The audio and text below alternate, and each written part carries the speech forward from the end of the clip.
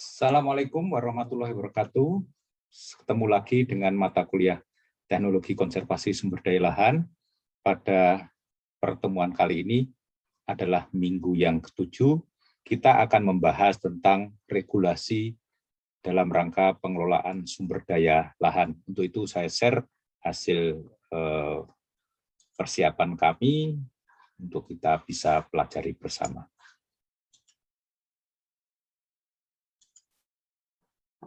Saudara-saudara, kalau kita lihat di Indonesia ini relatif telah berkembang atau telah dibuat regulasi konservasi sumber daya lahan, walaupun di beberapa hal masih belum lengkap gitu, tapi tidak apa-apa tentunya kalau itu bisa dilaksanakan.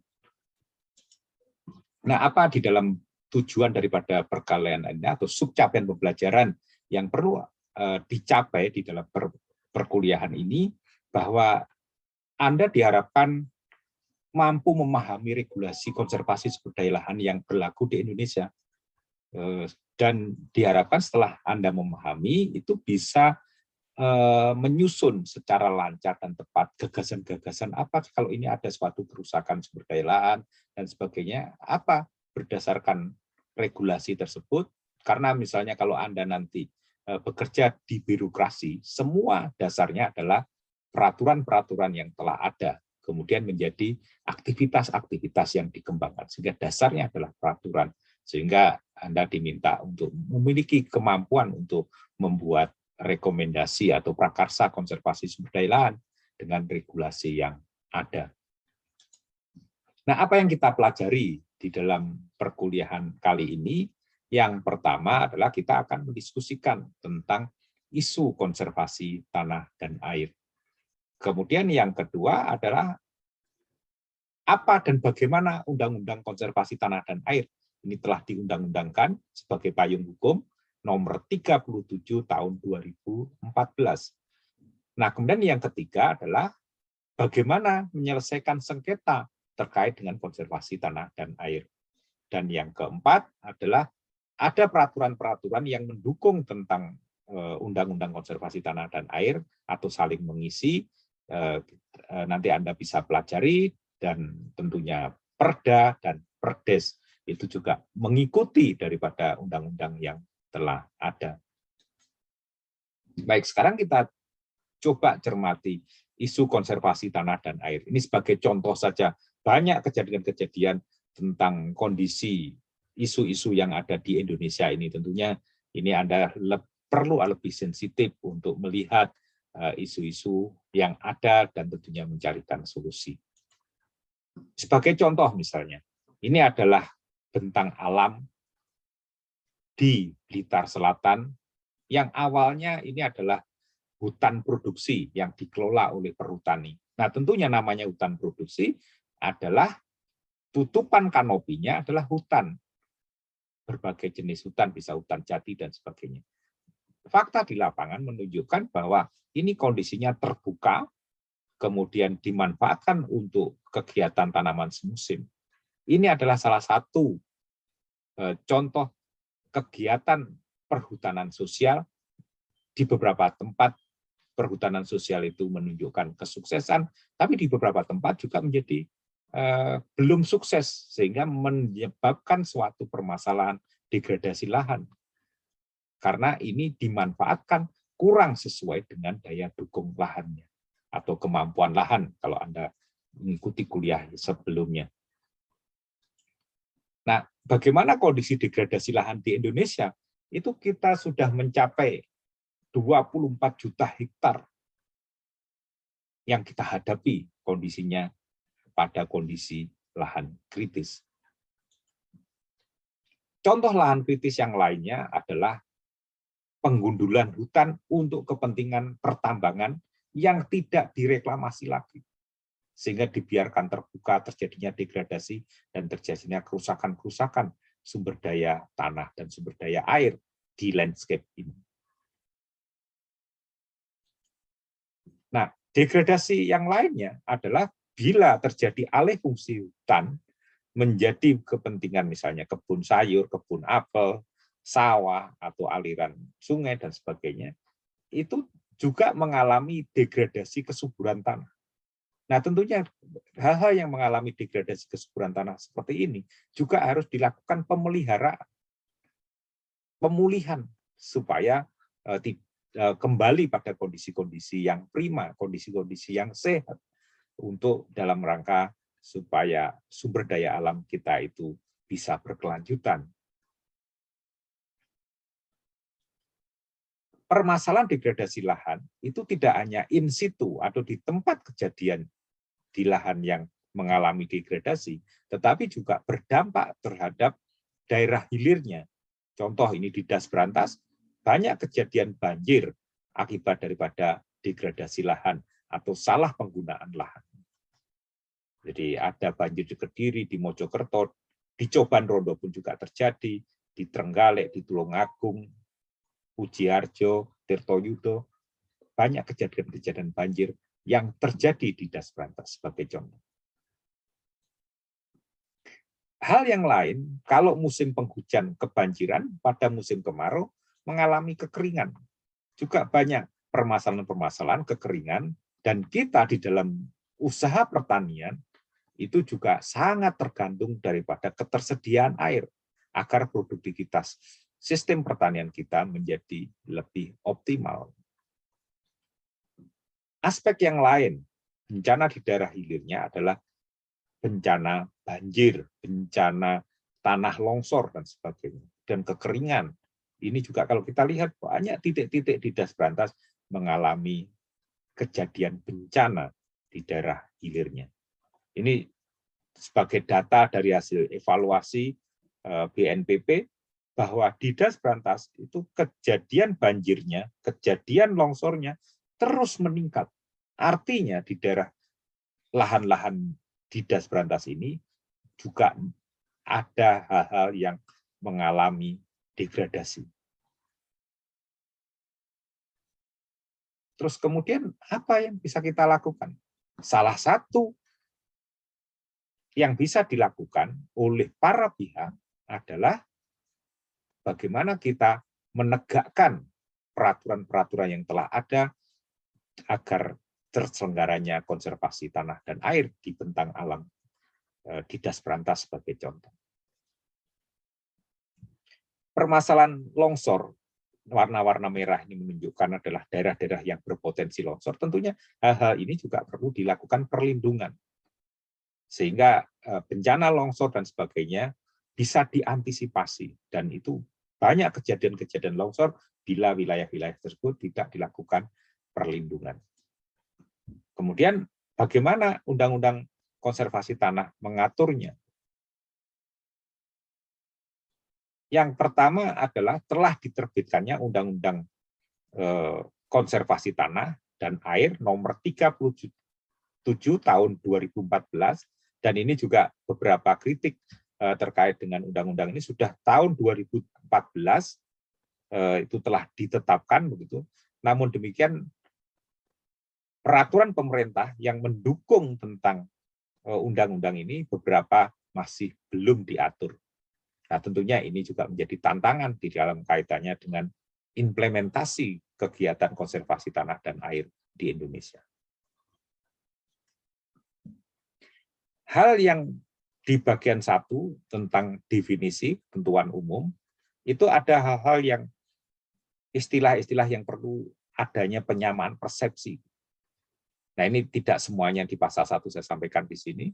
Yang pertama adalah konservasi tanah dan air. Konservasi tanah dan air itu di dalam undang-undang ini dipahami sebagai upaya perlindungan. Jadi kalau lahannya prima, itu perlu dilindungi. Kalau lahannya kritis, lahannya rusak, perlu dipulihkan. Kemudian kalau sudah dipulihkan, ditingkatkan lagi menuju ke hal yang prima.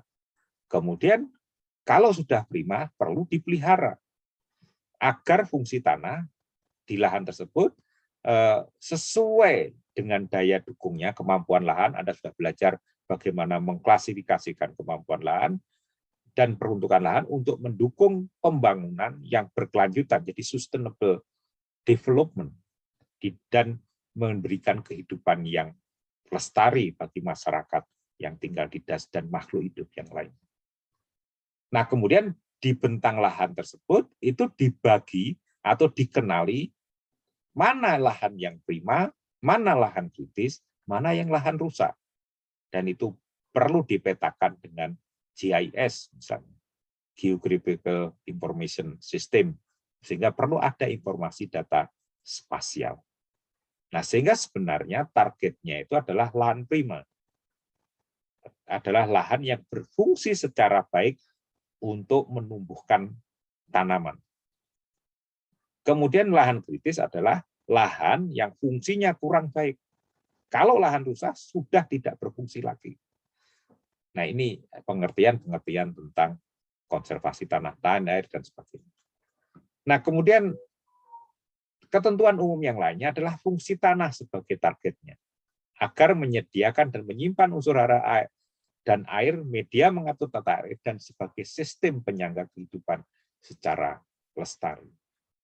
Kemudian di dalam pengelolaannya, bentang alam ini dibagi, mana sebagai kawasan lindungnya, mana sebagai kawasan budidayanya. Tidak semuanya untuk kawasan budidaya, dan itu perlu diatur, diregulasi. Ada payung hukum. Terkait dengan asas, tujuan, dan ruang lingkupnya, asas daripada konservasi tanah dan air adalah partisipatif. Para pihak bersama-sama untuk menyelenggarakan konservasi tanah dan air. Kemudian terintegrasi, terpadu. Dan ini dituangkan nanti kalau Anda mengambil mata kuliah manajemen daerah dan sungai, akan kita bahas bagaimana integrated watershed management. Kemudian juga ada keseimbangan antara keseimbangan fungsi ekonomi, fungsi sosial, dan fungsi ekologi. Ada keseimbangan di dalam sistem landscape kita. Kemudian ada fairness, ada keadilan, terus kemudian memberikan manfaat untuk masyarakat secara luas, masyarakat yang tinggal di wilayah itu. Kemudian dijalankanlah proses-proses dalam menjalankan ini berdasarkan kearifan lokal. Dan tentunya bagaimana menjaga keberlanjutan tersebut. Nah, tujuan daripada undang-undang ini diterapkan, tujuan untuk konservasi tanah dan air ini adalah bagaimana melindungi permukaan tanah dari pukulan air hujan supaya tidak rusak. Karena tanah itu walaupun terbarukan, tetapi dianggap sumber daya yang tidak terbarukan karena proses pembentukannya itu butuh waktu yang lama. Kemudian meningkatkan kapasitas infiltrasi tanah. Bagaimana upaya memasukkan air ke dalam tanah, tidak menjadi limpasan permukaan. Dan bagaimana supaya tidak terjadi konsentrasi aliran permukaan. Kemudian yang kedua tujuannya adalah menjamin fungsi tanah agar mendukung kehidupan masyarakat. Kemudian yang ketiga adalah bagaimana kita mengoptimalkan fungsi tanah pada lahan untuk mewujudkan ada manfaat ekonomi, ada manfaat sosial, ada manfaat ekologi. Dan yang keempat adalah bagaimana kita meningkatkan daya dukung daerah aliran sungai sebagai tempat berjalannya pembangunan untuk kesejahteraan kita. Dan itu juga membangun dan melindungi. Kemudian yang kelima adalah bagaimana meningkatkan kemampuan untuk mengembangkan kapasitas dan pemberdayaan keikutsertaan masyarakat secara partisipatif. Dan yang keenam adalah bagaimana menjamin kemanfaatan konservasi tanah dan air secara adil, merata untuk kepentingan masyarakat luas. Nah, ruang lingkup di dalam kegiatan undang-undang ini adalah mulai dari perencanaan konservasi tanah, bagaimana menyelenggarakan konservasi tanah, dan bagaimana melakukan pembinaan dan pengawasan konservasi tanah dan air. Ada 3 ruang lingkup utama yang diatur di dalam undang-undang ini. Nah, siapa yang berkuasa terhadap sumber daya tanah dan air ini? Yaitu negara. Jadi negara tetapi dipergunakan untuk sebesar-besarnya kemakmuran rakyat. Jadi bukan untuk hanya kemakmuran segelintir orang, tetapi untuk kesejahteraan masyarakat secara luas. Nah, kemudian yang kedua, penguasaan terhadap tanah dan air oleh negara sebagaimana bab 1 tadi, ayat 1 tadi, wewenang pemerintah untuk mengatur dan menyelenggarakan konservasi. Jadi yang menyelenggarakan adalah negara. Nah, siapa yang berwenang dan bertanggung jawab? Ya, yang memiliki hak atas tanah itu harus bertanggung jawab, baik pemerintah, pemerintah daerah, pemegang hak atas tanah, pemegang kuasa atas tanah, pemegang izin, petani, dan sebagainya. Itu harus bertanggung jawab dalam penyelenggaraan konservasi tanah dan air. Nah, tentunya dalam penyelenggaraan konservasi tanah dan air ini, para pemilik hak tadi itu wajib mengikuti prinsip konservasi dan menghormati hak yang dimiliki setiap orang sesuai dengan ketentuan perundang-undangan. Jadi wajib menjalankan konservasi tanah. Nah, mari kita lihat dikaitkan pada bagian yang pertama adalah perencanaan. Bahwa perencanaan di dalam konservasi tanah ini perlu melibatkan masyarakat. Di mana konservasi dilakukan berdasarkan suatu perencanaan yang disusun tingkat nasional, provinsi, dan kabupaten. Nah, di dalam perencanaan tersebut melibatkan masyarakat. Nah, sehingga di dalam perencanaan itu setiap bentang alam ini semestinya di Indonesia itu ada perencanaan jangka panjang. Itu biasanya 25 tahun. Kemudian ada perencanaan jangka menengah, yaitu perencanaan 5 tahun. Kemudian ada perencanaan tahunan, rencana teknik tahunan, implementatif. Nah, di dalam perencanaan tahunan tersebut perlu memuat sasarannya apa, pengelolaannya bagaimana, pemantuannya bagaimana, pembiayaan. Jadi ada alokasi anggaran oleh pemerintah untuk kaitannya dengan konservasi tanah dan air. Nah, kemudian di perencanaan jangka pandang, jangka menengah itu memuat tentang inventarisasi, identifikasi tentang kualitas tanah.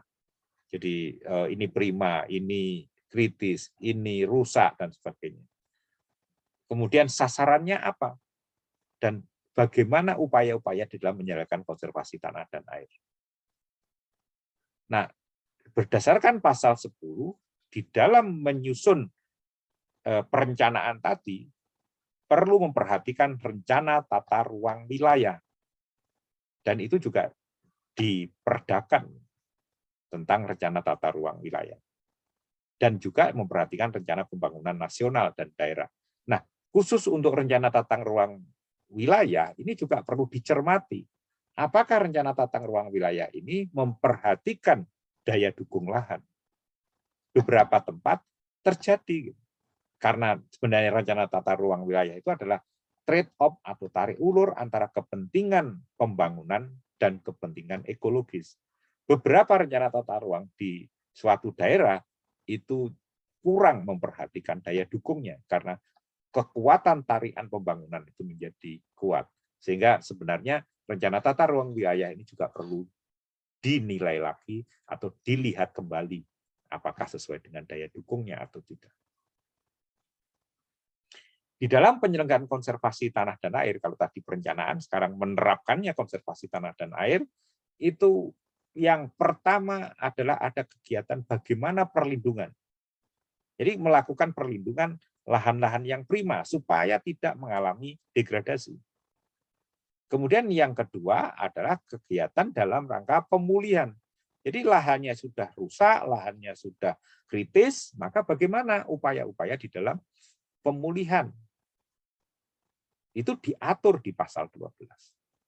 Kemudian kalau sudah agak pulih, ditingkatkan lagi agar mencapai lahan prima. Kemudian kalau sudah prima, optimal, ya dipelihara. Bagaimana lahan prima, lahan kritis, lahan rusak yang sudah diperbaiki tadi, agar berkelanjutan di dalam fungsi-fungsi tanah ini berjalan di lahan tersebut. Ada 4 hal di dalam penyelenggaraan. Nah, di mana penyelenggaraannya seperti tadi sudah disampaikan, yaitu di kawasan lindung dan di kawasan budidaya. Jadi di dalam landscape itu secara garis besar dibagi, oh ini kawasan lindung dalam rangka untuk melindungi kawasan budidaya. Itu diatur di pasal 13. Metodenya apa? Kalau kita belajar, kita di bahan-bahan sebelumnya ada pelakuan vegetatif, pelakuan sipil teknis, dan kimia. Di dalam undang-undang ini dibagi menjadi perlakuan vegetatif, agronomis, kemudian ada kegiatan sipil teknis, kemudian pentingnya manajemen, jadi bagaimana memanage aktivitas tadi, kemudian bisa juga kalau kita melakukan inovasi-inovasi di dalam kegiatan konservasi tanah, kita mengembangkan metode yang berdasarkan pengembangan keilmuan dan teknologi. Itu metodenya. Nah, kemudian di mana diselenggarakannya konservasi tanah dan air, mulai dari pendekatan skala daerah, unit daerah aliran sungai, kemudian unit ekosistem, sampai di satuan peta lahan. Jadi makanya Anda dalam mengambil mata kuliah Stella, itu lahan itu dibagi berdasarkan satuan peta lahannya, berdasarkan bentuk landform-nya, gitu ya, dan faktor-faktor yang lain, sehingga jadi unit-unit pengelolaan. Disitulah unit-unit pengelolaan berdasarkan Undang-Undang Pasal 14. Nah, kemudian bagaimana menyelenggarakannya adalah menggunakan pendekatan integrated watershed management atau pengelolaan das terpadu, yaitu bagaimana mengintegrasikan antara kepentingan lingkungan, kepentingan ekonomi, dan kepentingan sosial, dan bahkan sosial politik dan sebagainya. Nah, itu nanti ada mata kuliah pengelolaan daerah aliran sungai atau manajemen daerah aliran sungai. Nah, kemudian yang bagaimana menyelenggarakan ini, tahap pertama adalah dengan bantuan analisis data spasial, kita inventarisasi mana lahan primanya, mana kritisnya, mana lahan yang rusak. Nah, di dalam penyelenggaraan konservasi tanah dan air ini, yang pertama tadi adalah perlindungan, baik perlindungan di kawasan lindung, kawasan budidaya, yang kita lindungi adalah lahan prima tadi, maka aktivitasnya itu adalah yang pertama adalah mengendalikan konservasi penggunaan lahan prima. Kemudian bagaimana mengamankan fungsi tanah tadi, dan kemudian bagaimana penataan kawasan. Nah, di pasal 17 diatur bahwa pengendalian konservasi bertujuan untuk mempertahankan fungsi utama kawasan lindung. Jadi kawasan lindung itu diharapkan terus berfungsi. Nah, kemudian di pasal 18 itu diatur setiap orang dilarang melakukan konversi penggunaan lahan prima di kawasan lindung, kecuali pemerintah untuk kepentingan umum. Jadi ada pertimbangan-pertimbangan tertentu bahwa kepentingan umum ini sangat lebih penting untuk kesejahteraan masyarakat dan makhluk hidup yang lain. Nah, kemudian di pasal 19 diatur dalam kaitannya dengan pengendalian konversi di kawasan budidaya, itu harus ada izin. Misalnya ini lahan sawah mau digunakan pemukiman, itu harus izin. Dan itu semestinya sangat terbatas. Jadi tidak boleh langsung kita punya lahan sawah, ingin bikin rumah. Jadi harus ada izin bangunan misalnya. Itu adalah kaitannya dengan pengendalian. Nah, kemudian setiap orang dilarang melakukan konversi penggunaan lahan prima. Jadi kalau melakukan konversi, ya break the law, jadi melanggar hukum. Nah, bagaimana kegiatan di dalam pengamanan itu yang dilakukan oleh pemerintah atau pemerintah daerah melakukan sosialisasi, penyuluhan, pembinaan, pengawasan, pengendalian, penegakan hukum kalau dibutuhkan. Terhadap kemudian siapa yang melakukan pengamanan, ya semua pemegang hak atas tanah tadi. Nah, di dalam penyelenggaraan konservasi tanah dalam kaitannya dengan penataan kawasan, maka sangat dibutuhkan data spasial dibantu dengan GIS. Itu adalah ditetapkan kawasan ini dibatasi, kemudian diberi tanda batasnya, ini loh kawasan lindung, oh ini loh kawasan budidaya, dan sebagainya. Nah, di dalam pembagian tadi ada wewenang. Nah, wewenangnya ini, wewenang pemerintah pusat itu adalah penataan kawasan lindung untuk suaka marga satwa, taman nasional misalnya, Taman Nasional Bromo Tengger Semeru, itu adalah wewenang pemerintah pusat. Taman wisata alam atau taman berburu dan sebagainya. Nah, kemudian wewenang dari pemerintah provinsi itu adalah penataan di kawasan lindungnya adalah Taman Hutan Raya. Kita misalnya ada dekat ini Taman Hutan Raya Raden Suryo. Itu adalah wewenang provinsi. Kemudian kawasan cagar budaya, ilmu pengetahuan, kawasan rawan bencana tadi misalnya ada bencana longsor dan sebagainya, itu adalah wewenang pemerintah provinsi. Ada wewenang pemerintah daerah atau kabupaten kota di dalam kawasan lindung, yaitu ada Taman Hutan Raya bersama dengan pemerintah provinsi, rawan bencana, hutan lindung. Apa itu kawasan lindung? Itu adalah kawasan bergambut, sempadan sungai, waduk, kawasan sekitar mata air, termasuk kawasan lindung. Kemudian hutan kota, kawasan pantai yang berhutan bako, itu adalah wewenang pemerintah kabupaten. Kawasan resapan air, sempadan sungai, itu diatur oleh pemerintah tingkat kabupaten. Di dalam penyelenggaraan konservasi tanah dan air, ada kegiatan pemulihan fungsi tanah. Tadi kalau perlindungan. Nah, di dalam pemulihan konservasi tanah ini dilakukan di lahan kritis, lahan rusak, baik di kawasan lindung maupun budidaya. Nah, kemudian dilakukan secara berkelanjutan. Jadi bukan hit and run. Jadi diproyekkan setelah itu ditinggal dan tidak begitu. Ini menjadi kritik saat ini bahwa terus berkesinambungan di dalam melakukan pemulihan fungsi tanah ini. Dan lintas sektor, jadi berbagai sektor bersama-sama untuk mengerjakan. Metodenya apa? Bisa vegetatif, agronomi, sipil teknis. Kemudian khusus untuk kawasan lindung disarankan dengan metode vegetatif. Nah, di dalam peningkatan fungsi tanah pada lahan ini diatur pada pasal 24, maka ini dilakukan di lahan kritis maupun lahan rusak, metodenya bisa vegetatif, agronomi, sipil teknis, dan sebagainya tadi.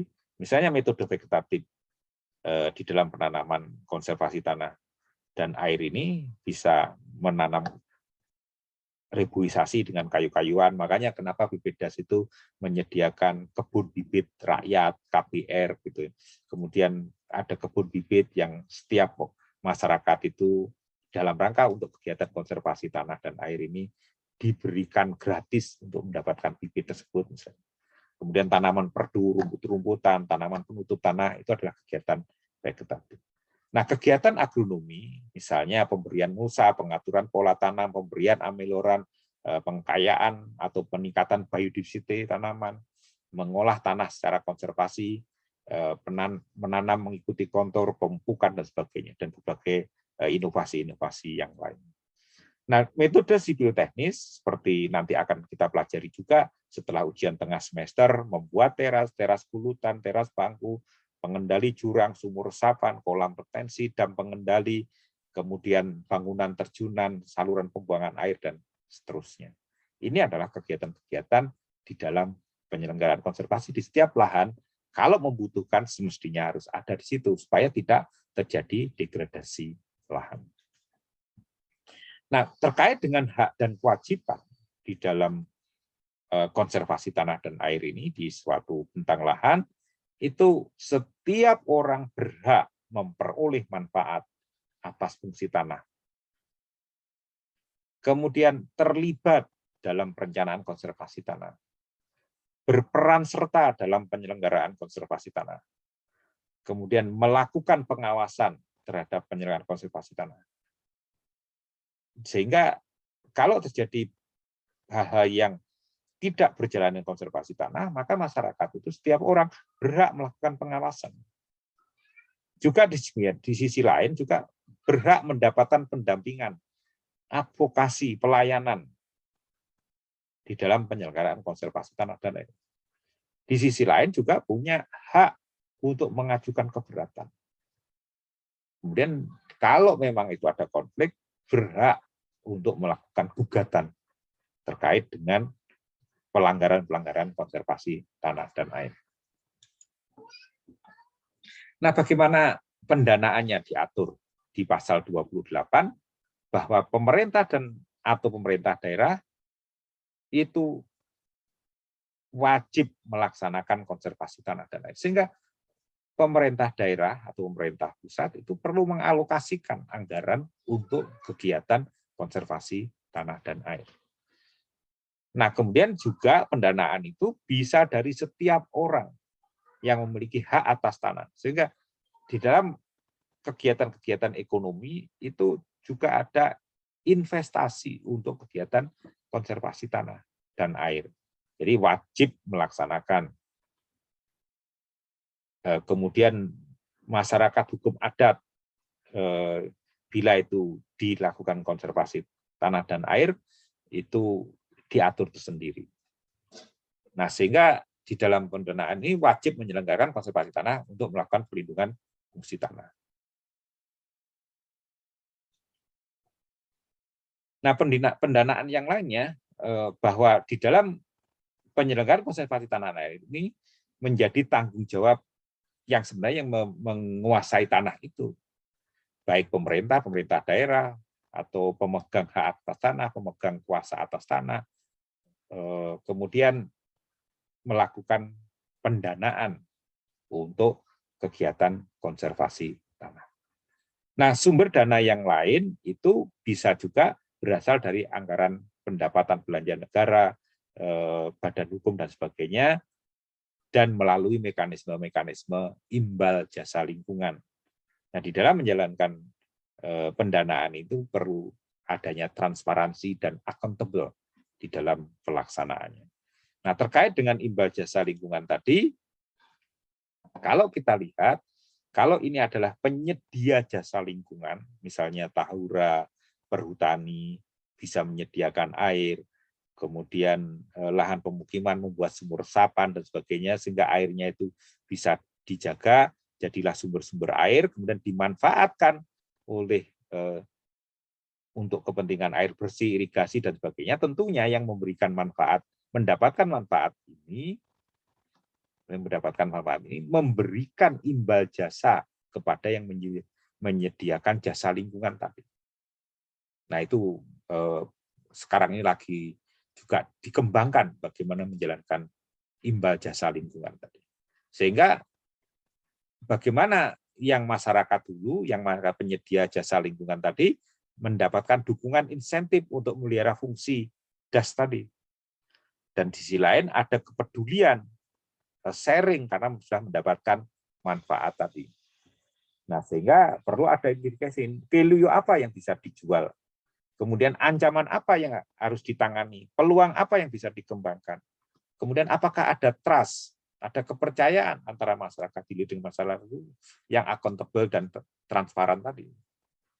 Nah, sehingga ini harus ada suatu negosiasi, harus ada kesepakatan untuk berjalannya jasa lingkungan. Nah, untuk itu maka bila jasa lingkungan atau bantuan-bantuan yang lain itu diatur juga bagaimana bantuan, insentif, ganti kerugian dan sebagainya itu diatur pada pasal 35. Bahwa pemerintah, daerah dan pemilik ini berhak atas bantuan, insentif, ganti kerugian dan kompensasi. Nah, di dalam bantuan dan ganti kerugian dan kompensasi tadi bisa berasal dari pemerintah dan sebagainya, dan setiap orang itu perlu ada kesepakatan para pihak dalam rangka untuk menyepakati bantuan-bantuan tadi. Nah, di dalam pasal 36 itu diatur pemerintah dan pemerintah daerah sesuai dengan warnanya, wajib memberikan bantuan kepada setiap orang. Jadi kalau ada orang, saya sangat berharap berjalannya konservasi tanah dan air, itu ada kewajiban pemerintah daerah untuk memberikan bantuan. Kemudian juga wajib memberikan ganti rugi kepada pemilik, pemegang hak atas tanah, pemegang kuasa tanah dalam rangka untuk penyelenggaraan konservasi tanah dan air. Memberikan insentif, kemudian memberikan kompensasi bila seseorang telah menyelenggarakan konservasi tanah. Jadi ini, namun demikian semua perlu diatur dalam kesepakatan para pihak. Nah, bagaimana proses pembinaan dan pengawasan konservasi tanah dan air? Maka yang pertama diatur dalam pasal 39 sampai 44 ini, pemerintah daerah melaksanakan pembinaan. Jadi yang melaksanakan pembinaan adalah pemerintah dan pada tentunya pemerintah daerah. Tanggung jawab adalah menteri, gubernur, bupati yang bertanggung jawab untuk menjalankan konservasi tanah dan air.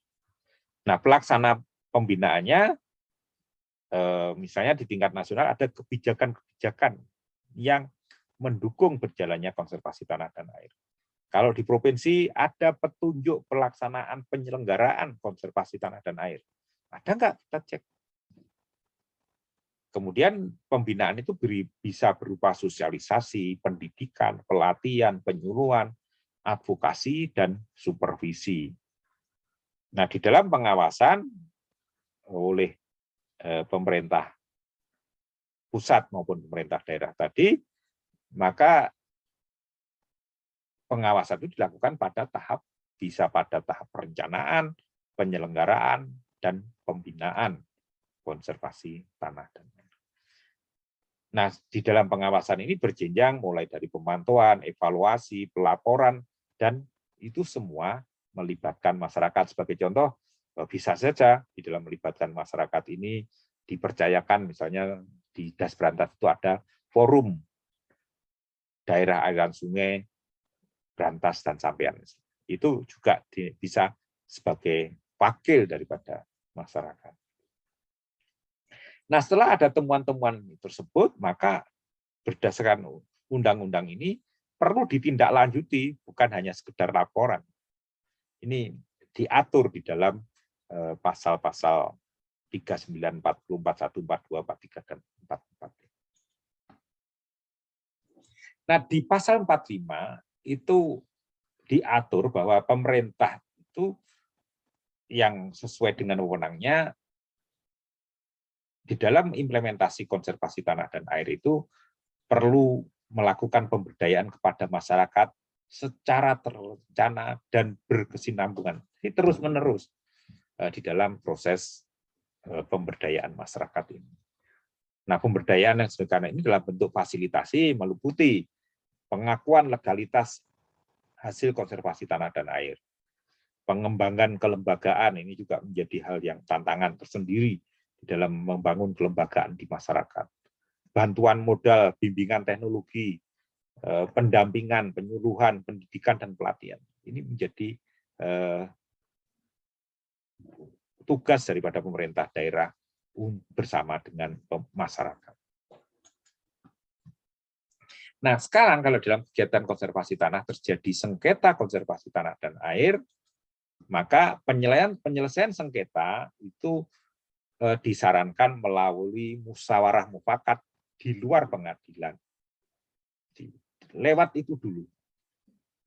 Nah, sehingga penyelesaian sengketa di luar pengadilan dilakukan untuk mencapai kesepakatan mengenai tindakan untuk mengatasi kerusakan fungsi tanah.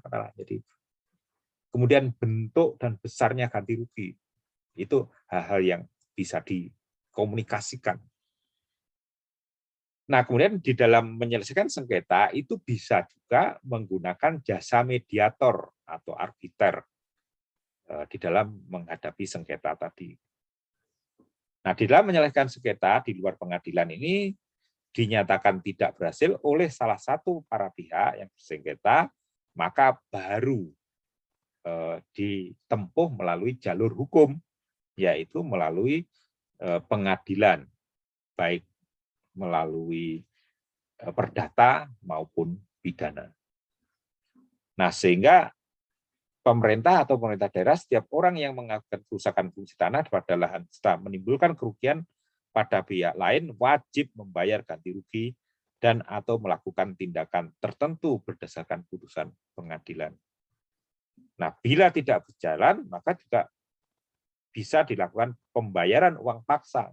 Jadi dipaksa oleh pengadilan dalam rangka untuk melaksanakan tersebut. Nah, ini adalah penyelesaian sengketa lingkungan di luar pengadilan. Itu yang tahap pertama sebaiknya dilakukan proses negosiasi, yaitu cara menyelesaikan konflik melalui perundingan langsung antara para pihak yang bersengketa berdiskusi, menyamakan persepsi, dan melakukan langkah-langkah bersama. Kalau tidak bisa dilakukan secara negosiasi, maka dilakukan mediasi dibantu oleh pihak ketiga yang netral di dalam melakukan kegiatan komunikasi tersebut, di dalam menyelesaikan sengketa tersebut. Nah, kalau itu tidak bisa juga, maka kita ditingkatkan levelnya melakukan penyelidikan. Dan ini kalau sudah penyelidikan, itu sudah melibatkan pihak polisi sebagai penegak hukum, sebagai penyelidik atau penyidik di dalam kegiatan itu, dan juga bisa masyarakat sipil, yaitu PNS itu juga bisa melakukan penyelidikan. Nah, tadi di dalam proses mediasi itu ada mediator gitu ya, itu membantu para pihak untuk mencapai kesepakatan, menyampaikan saran-saran substantif, dan ini juga menjadi profesi bisa juga. Kemudian menjalankan fungsi proseduran, tapi tidak mempunyai wewenang untuk memutus, karena yang memutus adalah para pihak tadi. Kemudian keputusan tentang masalah perundingan sepenuhnya diserahkan pada para pihak tadi. Nah, kalau tidak bisa dilakukan lagi, maka dilakukan langkah yang selanjutnya adalah konsiliasi. Para pihak yang bersengketa membentuk tim penyelesaian sengketa yang tidak memihak atau netral yang disebut dengan komisi, kemudian atau ad hoc, dan komisi ini akan melakukan proses-proses konsiliasi. Nah, bila tidak lagi berjalan, maka ditempuh langkah arbitrase.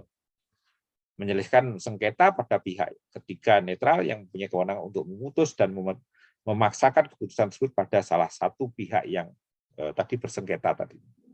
Nah, bila arbitrase juga tidak bisa berjalan, maka tidak ada jalan yang lain, yaitu menyelesaikan sengketa di pengadilan.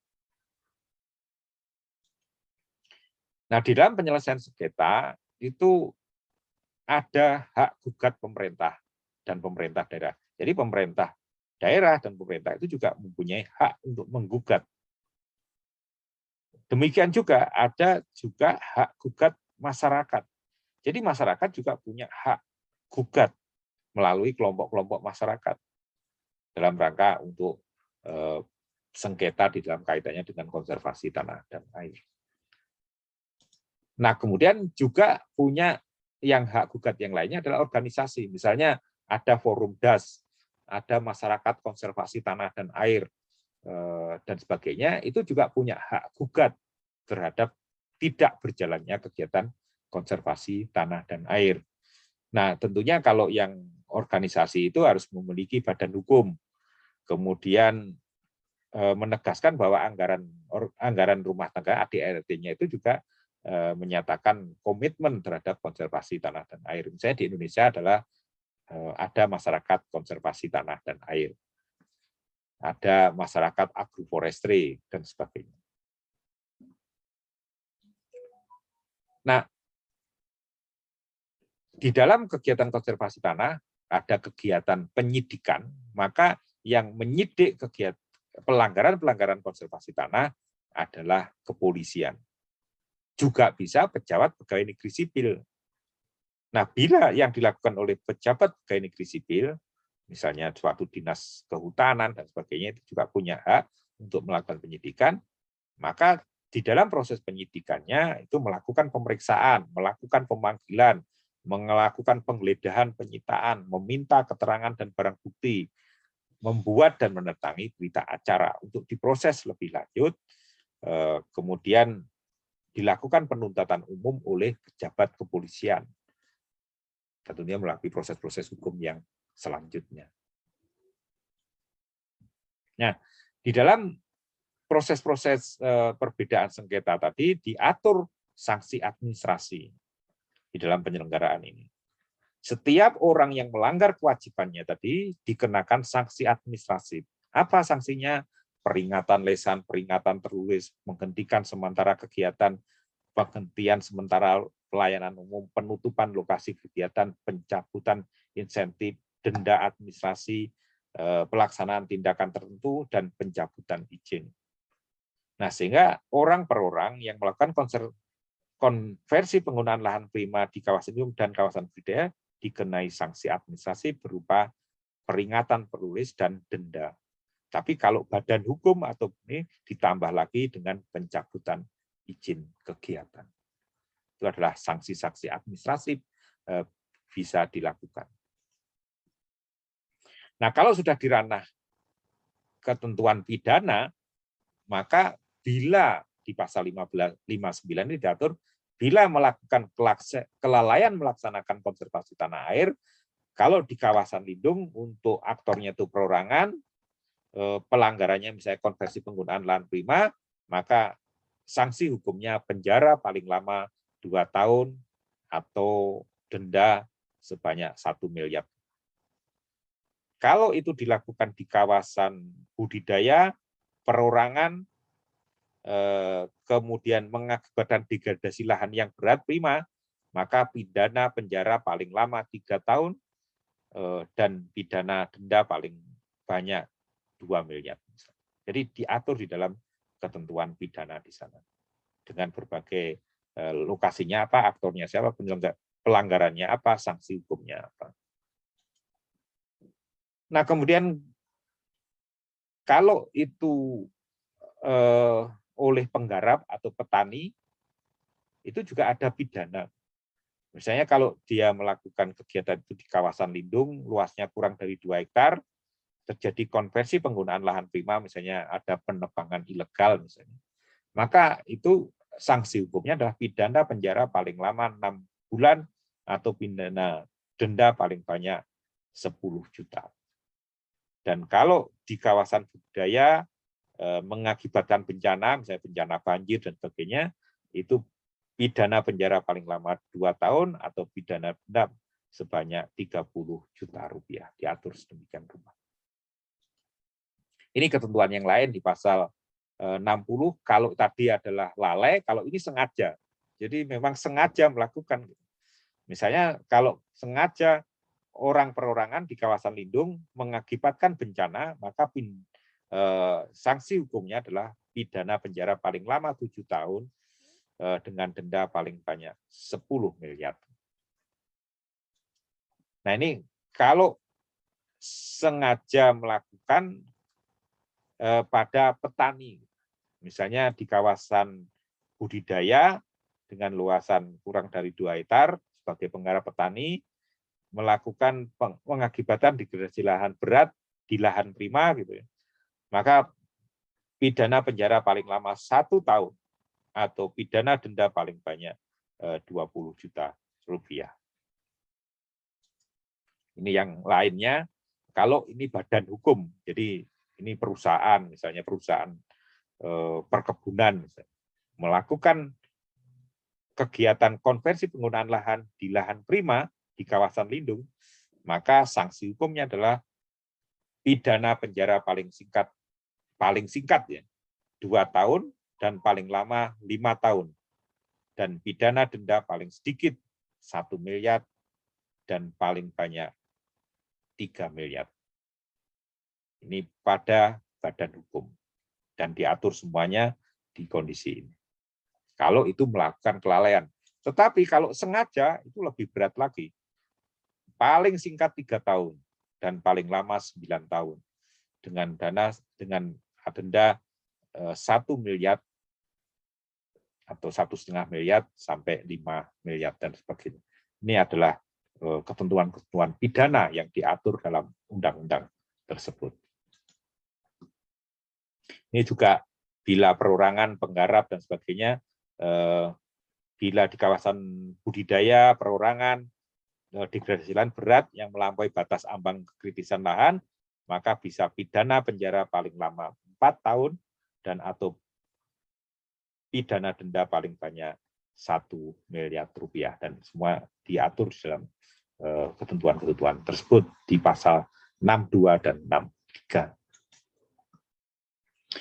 Nah, sanksi pidana itu dijatuhkan kepada badan hukum atau orang per orang tadi, kemudian bisa juga ditambah pidana tambahan atau tindakan tata tertib berupa perampasan keuntungan, penutupan seluruh atau sebagian tempat usahanya, perbaikan akibat tindakan pidana tadi, kewajiban mengerjakan apa yang dilalaikan, penempatan perusahaan di bawah pengampunan paling lama 3 tahun dan sebagainya. Ini adalah tambahan-tambahan yang dilakukan di dalam ketentuan pidana diatur dalam pasal 64. Nah, di samping itu juga sebenarnya ada peraturan-peraturan pemerintah yang terkait dengan bagaimana menjaga lingkungan kita. Kalau dikaitkan dengan konservasi tanah lain, ini contoh saja, juga perlu dicermati peraturan-peraturan yang lain. Itu bisa ada juga Undang-Undang Nomor 17 tahun 2019 tentang sumber daya air. Ini coba dipelajari. Kemudian ada peraturan pemerintah tentang rehabilitasi dan reklamasi lahan. Ada peraturan pemerintah tentang pengelolaan das. Kemudian ada peraturan tentang penguasaan sumber daya air. Kemudian ada peraturan Menteri Pertanian di lahan budidaya hortikultura, peraturan Menteri Lingkungan Hidup terkait dengan pelaksanaan kegiatan pendukung pemberian insentif tadi. Kemudian ada peraturan Dirjen tentang petunjuk teknis bangunan konservasi tanah dan air. Dan ini disediakan di dalam perkuliahan ini untuk dipelajari lebih lanjut. Nah, selain peraturan-peraturan di tingkat pusat, itu juga ada peraturan-peraturan di daerah, sehingga setiap daerah itu menerjemahkan peraturan-peraturan yang lebih tinggi tadi. Nah, itu diatur dengan melalui Undang-Undang Nomor 10 Tahun 2004 tentang pembentukan peraturan perundang-undangan di tingkat daerah. Nah, jenis hierarki perundang-undangan atau peraturan-peraturan ini, yang pertama adalah Undang-Undang Dasar Negara Republik, tentunya itu sebagai dasar hukumnya. Kemudian Undang-Undang Peraturan Pemerintah pengganti undang-undang, itu juga tadi misalnya Undang-Undang Konservasi Tanah dan Air, itu di level kedua. Kemudian itu diterjemahkan lagi melalui peraturan pemerintah, kemudian diterjemahkan lagi menjadi peraturan presiden, peraturan kementerian, dan di tingkat daerah itu ada peraturan daerah. Nah, berdasarkan pasal 7 di dalam peraturan daerah itu ada perda provinsi, peraturan daerah provinsi, ada perda kabupaten atau kota, dan peraturan desa. Dan ini juga yang peraturan desa ini sangat operasional. Sebenarnya banyak perlu didorong adanya perdes atau peraturan desa. Nah, siapa yang membuat undang-undang? Ya DPR dan presiden. Kalau perda provinsi ya DPRD dan gubernur, DPRD kabupaten dan bupati atau wali kota. Kalau perdes, BPD dan kepala desa. Tentunya perlu didampingi, difasilitasi. Nah, sehingga materi rancangan-rancangan yang terkait dengan perda tadi bisa terkait dengan bagaimana otonomi suatu daerah gitu, untuk bisa berjalan dalam rangka untuk pembantuan menampung kondisi khusus daerah serta mengantisipasi kondisi-kondisi dalam rangka supaya pemerintah daerah itu bisa mengayomi, ada kepentingan kemanusiaan, kebangsaan, kekeluargaan, kenusantaraan, kebinekaan, keadilan, kesamaan kedudukan dalam hukum, dan sebagainya. Itu dipadukan dalam perda. Nah, sehingga di desa itu bisa dikembangkan peraturan-peraturan desa dalam rangka untuk berjalannya konservasi tanah dan air. Misalnya ini perda di desa Karangdua, kemudian ini ada di desa Kemes, kemudian diumumkan di masyarakat dan sebagainya. Saya rasa itu yang bisa disampaikan pada hari ini. Semoga bermanfaat dan selalu tetap sehat. Dan terima kasih. Saya akhiri sekian. Assalamualaikum warahmatullahi wabarakatuh.